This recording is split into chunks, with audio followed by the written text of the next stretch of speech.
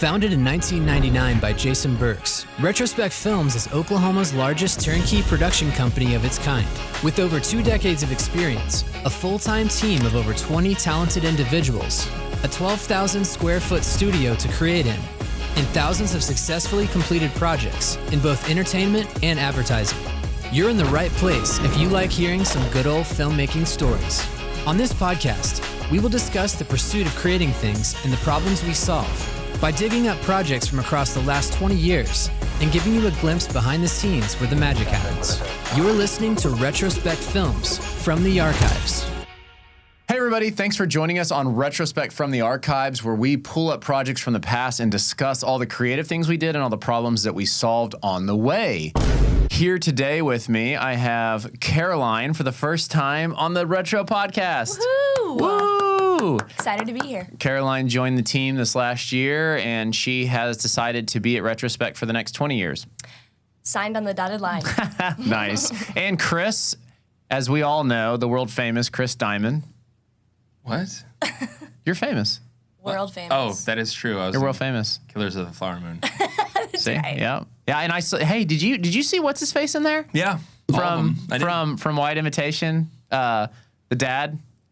No, he wasn't in my scene, I don't think. Oh, okay. I He can't remember. was his- at like the train tracks and all that. Yeah. I was like, wow, he's really prominent. Yeah. That was kind of cool. All right, so I'm derailing. Well, today we are going to talk about AAON, specifically the Alpha launch, which is a very unique product launch that we helped work with them on some of the marketing communications for. Before we dig into all the little details, I want to talk just a little bit about AAON in general, and I think I'm going to throw you right into the fire, Caroline. Okay. You know I prefer Thoreau. Let's just chat a little bit about AAON and the what they do and some of the, I don't know, I wouldn't really say challenges, but just objectives. They're a huge company. Mm-hmm. They're distributing products worldwide. They have so many different value propositions. They're obviously one of the most premier manufacturers of air conditioners. Yeah. What would you say now with your 2 months of experience with AAON, almost 3 months? Yeah. Kind of your take. Well, I'll go ahead and out myself that I knew nothing about air conditioning units before I became a client manager for AAON. But when I think of them as a brand and as a company, I think of leaders and pioneers. The capabilities that they have at AAON to test all of their units is pretty amazing and something I've really enjoyed seeing up close. This particular selection that we're talking about, the Alpha class, is really cool because they're air source heat pumps. That's new language I'm learning. And so the units can actually take heat out of the air and use them and use that heat instead of using fossil fuels to fuel the machine. So it's really good for the environment. So yeah. I don't know if I answered your question. Yeah. Well, and it's pretty cool you started to touch on it, something that's interesting, maybe not specific to Alpha Class, but their testing facility there. Mm-hmm. Yeah, in general. It's amazing. Crazy. Insane. I mean, I think it's public knowledge. I think they spent like $30 million on that testing facility. It's like, I mean, talk about somebody that cares about making sure that everything that they create is incredible. Absolutely. I first experienced it like a couple years ago, but tell me your first reactions when you took the little tour. Well, first of all, it's huge, and there's so many people that work in there, and everyone's just hard at work on whatever their project is, and it's really cool to see. But specifically with the testing, like I got to see a rain test recently, which was awesome. They just pour rain down on these units and kind of see how they can withstand the elements, and it's just awesome to see rain inside. And I don't know, they're just so fearless with how they go about testing and proving that what they set out to do actually works. And they can also make it snow in there, which is kind of magical. I haven't seen that yet, but hoping to see it soon. So yeah, everyone that I've met there just really, really cares about doing what they say they're going to do. And so if they say that this technology has the ability to exist in lots of different climates, they want to prove that it can. And so they go to great lengths to accomplish that. And that's really cool to see. I think the last time I filmed in that center, I was filming it snowing. Really? And That's awesome. it's funny I wanna because see it. they ran the temperature really low. And you know me, like I'm always in the mountains in the snow. So I'm like, oh, I'm good for this. But it's funny because when I You're got in frigid. there and it was like 15 degrees and I had the camera and we were having like, even the screens were like like the LCDs where they start Frosting functioning over slowly. something? Oh, yeah. Well, they don't frost over. Like it's weird. Like the liquid crystal doesn't react quick enough, and touchscreens stop working. And I was like, okay. boy. So I had to like All the batteries are kind of rotate and take breaks. I was like, this is funny that we're inside. It's snowing on us, and it's so freezing that like we have to keep rotating out. I mean, I think it was like 15 or 20 degrees, and it was really humid, so it was just cold, like just wet. Cold, but again, back to what they're doing, so cool. Yeah, it's awesome. All right, so let's talk, Chris, a little bit about this journey. It's been interesting. Like maybe we call it the last year or two. I think we could even take it back just for fun, even though I'm sure we've talked about it at some point. But there was some time and day where you were like, man, I really want to get better at 3D. And it was yeah, and it was kind of, I don't even remember how long ago that was, but that was a little bit of an experimental phase where it was like, okay, let's see what that means. That was like the beginning of 2019 or something like that. It was a while back. Before the viddies. What was the thing there? I mean, obviously people just like things because they like them. Well, but Tacken and I, yeah. I mean, you want to know the genesis of it all is in high school, I watched the behind the scenes of Lost in Space. Mm-hmm. Remember the classic like 2002 film or like 1999? And at the time, they're like, we have over 600 VFX shots in this film. And I'm like, wow, this is amazing. I want to be a VFX when I grow up. And then I was. Wow. Yeah, but like, I mean, I've always like, ever since then, I was like, they made that inside of a computer. That's fantastic. Yeah. That's insane. But yeah, you were very gracious as a boss to give us the abilities and the tools to learn. And yeah, 2022 is actually a great opportunity for me to learn 3D because a lot of people were stuck indoors and a lot of people, we couldn't interact. So perfect for me in my computer because I could just learn 3D for a year and a half, 2 years. Yep.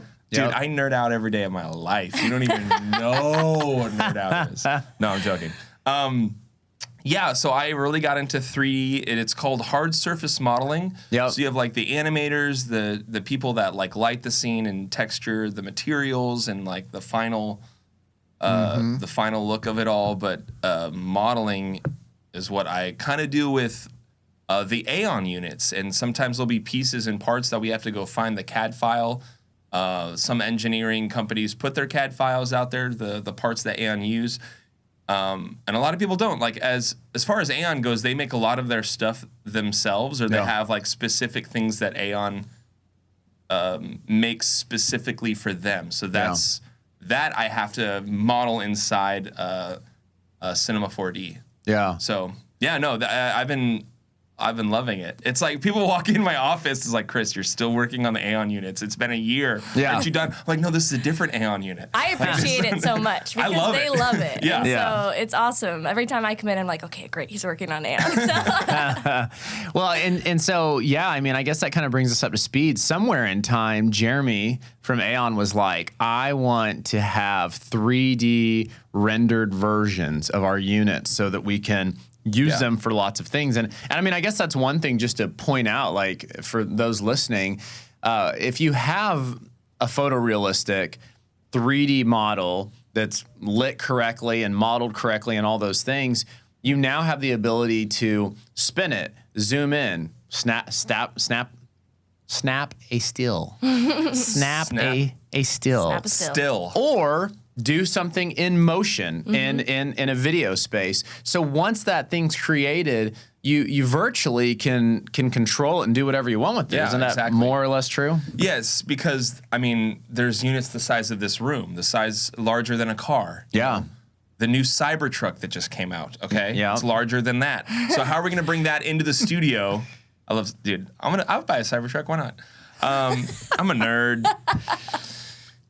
We can't bring those things inside the studio is my point. So it's way more beneficial as far as like lighting goes, or hey, we need a quick shot of this. Okay, we got to bring the unit back inside the studio. Yeah. Jason, do you have a free moment to take pictures, or HT or Ben, whoever it's going to be, as opposed to, hey, Chris, can you open up the doors and take a picture of the inside. Like, yeah, we can do that in 3D, of course. Yeah, that's great. So this last year now, I mean, we don't have to talk about how many hours you've spent on it, but you've spent a lot of time, all of them, building these things. I mean, and what is that? I mean, I know you mentioned it, like you're pulling some CAD files, maybe translating some CAD files. Are you also just looking at things and going, okay, let me create a sphere, and now let me put a collar on it, and now let me like put a cable coming out of it, and let me change the texture to copper? Are you doing that too? Yeah. Does it make you sad? I just got really serious. Oh. Whoa. Careful. Be careful. Yes and no. AAON is very good about like sending us files of what we need. Like this is the RQ unit. So here's the CAD file for that. And AAON's kind of I say tricky corporation. It's like I've always likened it to like a Subway sandwich or going to those like Kava or someplace like that. You pick what you want. It's custom. So yeah, exactly. Everything's customized. So one could have the thermal heat pump, whereas one doesn't need it because of the client or because of the building or whatever they're Where needing. it is. Exactly. So it's like it really depends on what they need. So a lot of the times they will send me the files of what they need, what they have, especially if it's proprietary and they designed it and built it themselves. I can't find that online. I can do my best to model it, but 9 times out of 10, it's not going to be perfect, like an engineering perfect to spec, real world scale of that file. So if they have it, I use it, and then I put materials on it and I light it. Another great thing that they have is the new showroom area. What's the name of that? The Exploration Center. The Exploration Center has been very helpful because a couple of the guys over there, Eric and Cody, will help me out and let me go in there, and I'll take as many reference photos. And a lot of those reference photos I use as like materials and stickers that I can cut out in, what's it called? Photoshop. Yes, Photoshop and Cinema 4D. Yeah. So I can Photoshop and I create my own textures because nothing looks more real than a real life picture of the sticker. So instead of trying to like draw it and like trace over it, it's like I just use that. So I use a lot of the reference photos as far as knowing where parts go, knowing where wires go. It gets a little convoluted because there are so many wires and, the technology involved in this. Yeah. It's complex. Yeah, we were joking the other day. It's like, oh, you're going to be an engineer before the end of this whole thing is over. Really? I'm like, I don't know, man. I'm just pushing buttons and connecting A to B. I'm not fully into it as far as that goes. But yes, to answer your question, it's like a little bit of both where I do have to create a lot of the assets as far as like wires and cables, but they give us a lot as well. Yeah. So. Well, before we go too far, since we're talking about this alpha launch, why don't we roll that video, take a look at that, and then we can talk a little bit more about it. Where's it going to be? It's being edited in. So our customers, our governments, are asking for these electrification options. Air source heat pumps is the only way you're going to get this done. Our company is leading the industry on releasing air source heat pumps that are going to meet those solutions for tomorrow that we can do today. A lot of the expectations, rules of thumb, theories, they all go out the window. Gathering data, that's where we're doing really real science here when we're developing these products. Alpha Class is a collection of all of our air source heat pumps and the associated features and options that you've come to love with AAON equipment. When it comes to making an air source heat pump OmniClimate, there are a lot of components that need to be designed. Developing the product requires so much improvement, it improves the unit as a whole. The Alpha Class has the most sophisticated controller platform that AAON has ever developed. The air source heat pump is not only being told what to do, it's actually adapting as it's operating. When you take a company that's as young as ours, that's also as advanced as ours, you see exponential movements. And this Alpha Class product is a great example of that.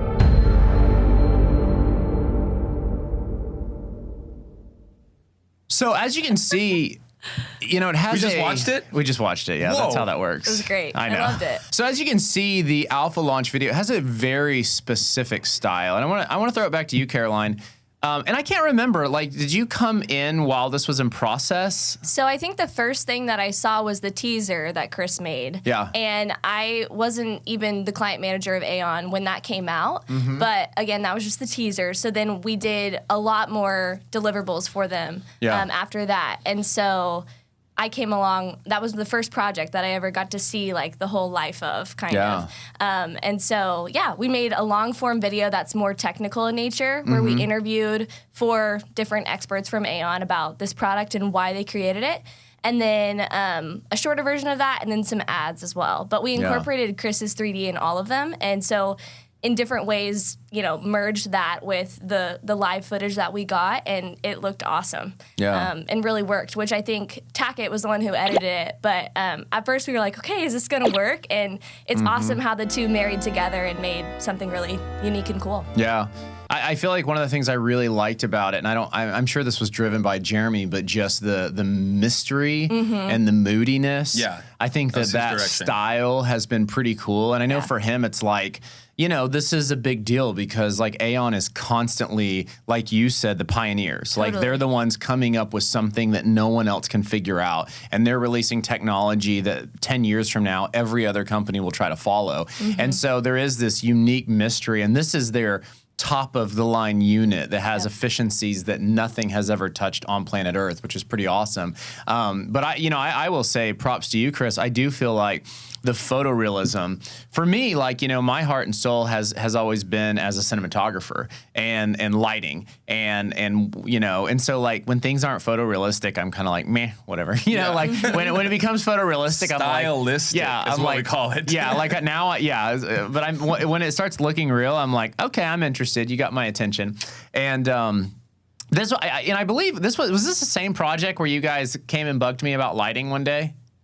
Yes, it was. Yeah. Like, how would you shoot this?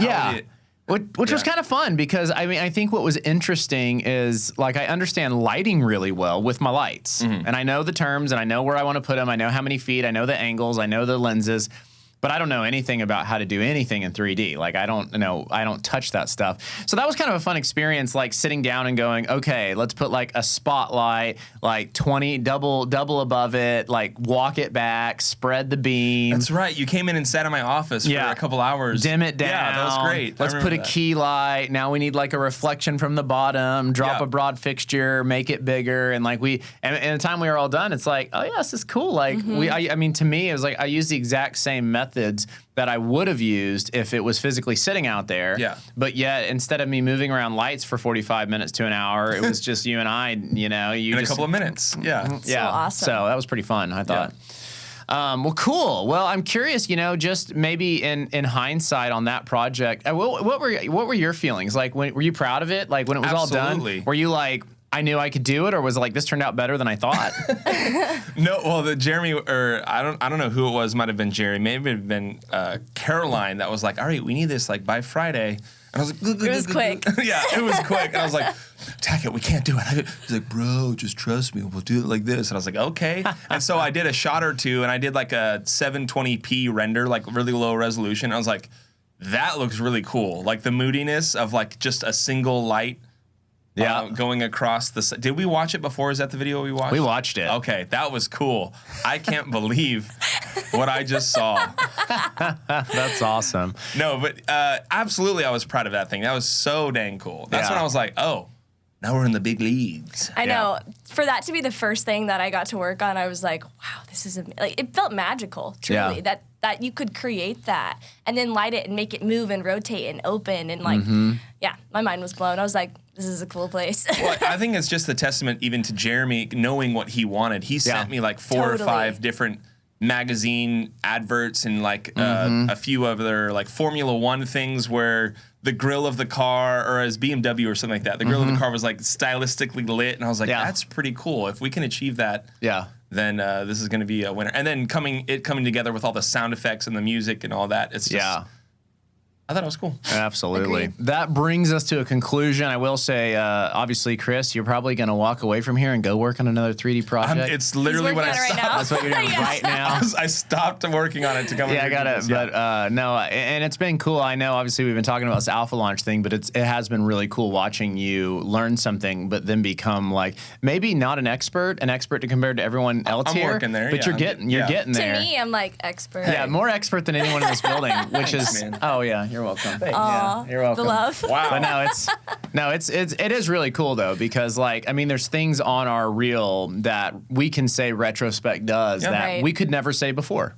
And that's pretty awesome, you know, like that's a big deal. So, well, if you guys enjoyed watching this episode today, feel free to go check out other episodes. We have almost 30 episodes of this podcast now. So there are quite a bit. They're on our website, retrospecfilms.com. You can check them out on Spotify, on Apple Podcast, on YouTube. So feel free to check out other episodes.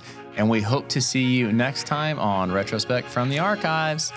See you, everybody. Bye. Smash that like button. Hit subscribe. Fire